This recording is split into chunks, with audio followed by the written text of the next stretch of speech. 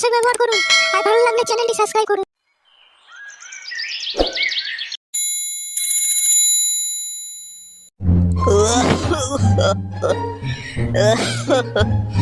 বাবারে পড়ে গেলাম রে। দাদু, কতদিন ধরে তোমাকে বলছি ডাক্তারখানায় চলো আমার সাথে। আজকে তুমি যাবে, ঠিক আছে?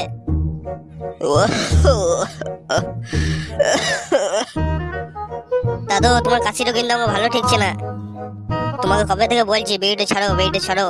আজকে চলো ডাক্তারখানা নিয়ে যাবো তোমাকে, রেডি হয়ে যাও। চ তবে ডাক্তারখানা থেকে ঘুরেই আসি।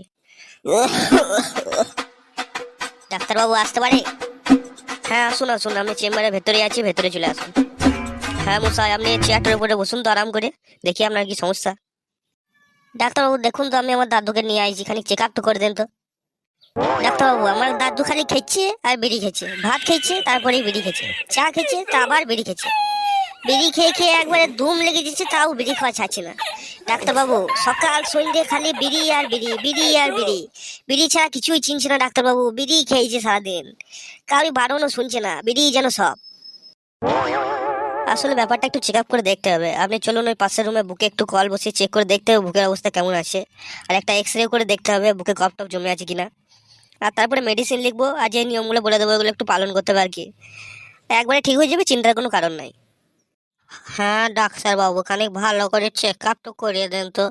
কাশি তো ভালোই হচ্ছে না অনেক দিন থেকে গো।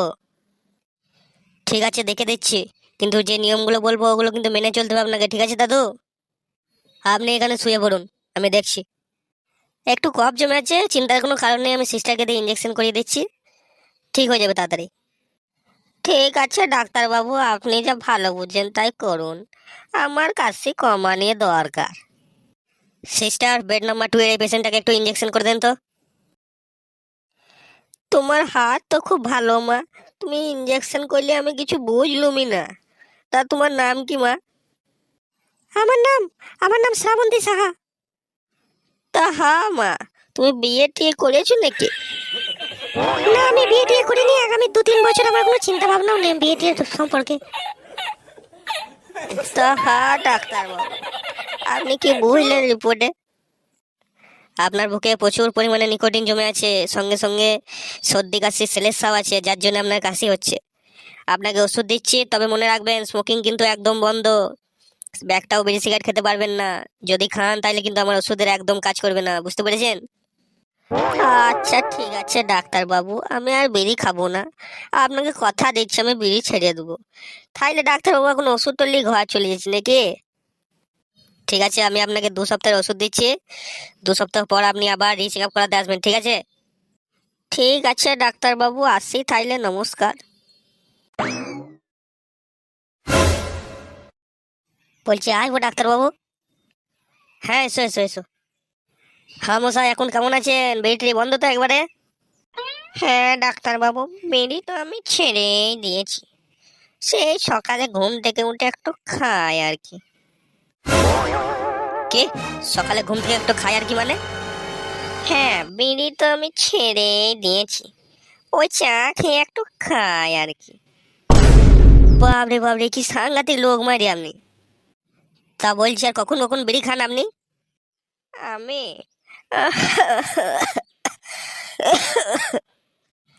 আমি তো বিড়ি খাই না, বিড়ি খাওয়া তো আমি ছেড়েই দিয়েছি।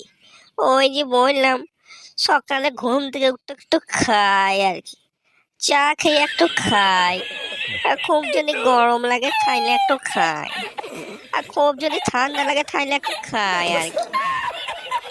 এই মুদলে একটু খাই, আর হাগা লাগলেও একটু খাই আর কি। এই শালা কি বলছে বে? আমাকে মার খাবে নাকি বে? আর যদি মন খানিক ছু ছু করে তবেই একটু খাই, আর যদি কোনো বন্ধু বান্ধব অনুরোধ করে তবেই একটু খাই। অগো দাদু, তুমি তলে তলে এত বিড়ি খেয়ে লিছো?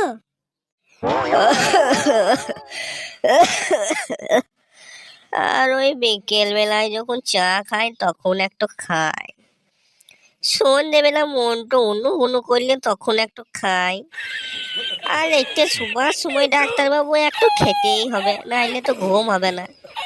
তাছাড়া আমি বিড়ি খাওয়া ছেড়েই দিয়েছি, বিড়ি ফিরি আর খাই না।